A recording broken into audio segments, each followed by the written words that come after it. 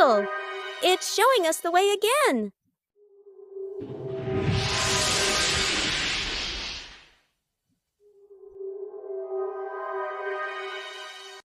Lugy smells something.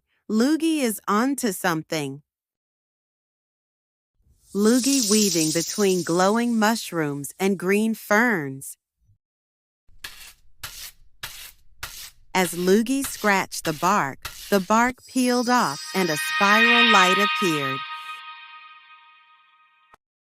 When YULY touched the spiral light, the light reacted.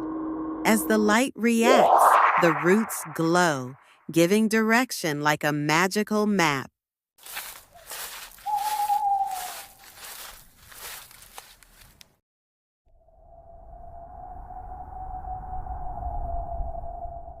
A faint blue glow is swirling through the gnarled trees in the fog.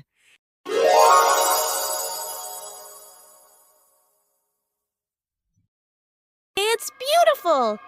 It feels somehow familiar.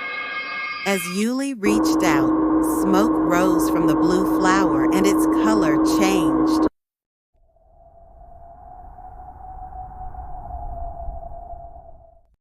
At this time, Rugy starts running, drawn by something.